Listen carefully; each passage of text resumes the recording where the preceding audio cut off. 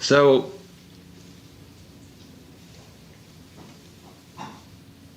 it's very simple, therefore.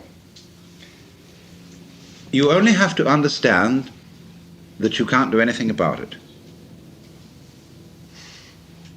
You can struggle and struggle and struggle, and indeed will do so, as long as you have the feeling inside you that you're missing something. And of course, if you are learning any sort of skill, and you haven't perfected the skill, there is indeed something you're missing.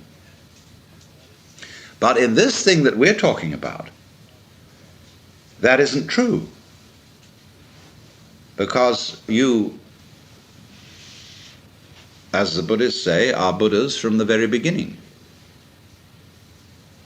And all that searching is like looking for your own head, which you can't see and therefore might conceivably imagine that you're lost. So, that indeed is the point. That we don't see what looks, and therefore we think we've lost it. And so we're in search of the self, the Atman. Well, that's the one thing we can't find. Because we have it. We are it. But we confuse it with all these images. So therefore, if you understand perfectly clearly that you can't do anything to find that very, very important thing, God, enlightenment, nirvana, whatever, then what?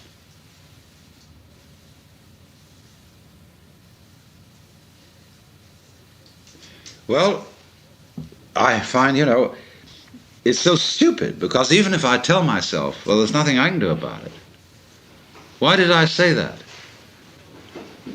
You see? Why did I say that?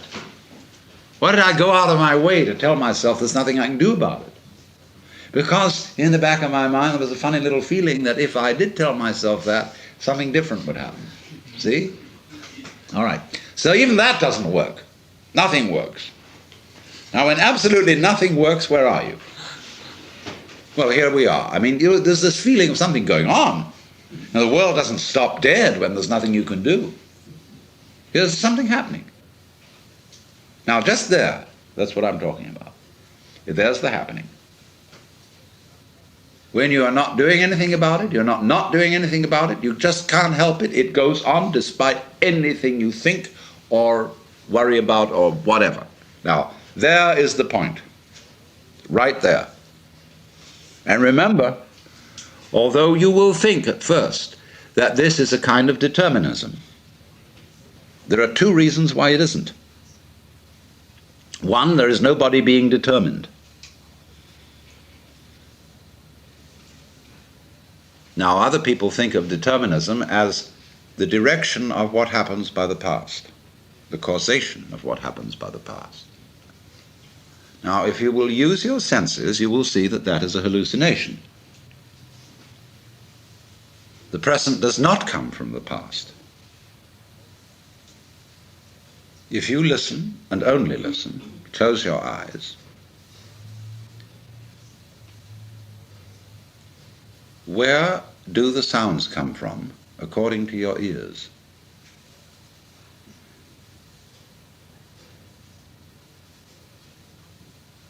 You hear them coming out of silence. The sounds come and then they fade off. They go like echoes, or echoes in the labyrinths of your brain, which we call memories. The sounds don't come from the past. They come out of now and trail off. And that is recollected is the trailing off echo like the wake of a ship. And so just as the wake doesn't move the ship, the past does not move the present, unless you insist that it does. And if you say, well, naturally I'm always moved by the past, that's an alibi. And it completely fails to explain how you ever learn anything new. That's why all the psychologists who are mostly behaviorists are completely bogged down in trying to find a theory of learning. Because according to the theory of learning that we have, everything that new that you assimilate is really only learned when translated into terms of what you already know.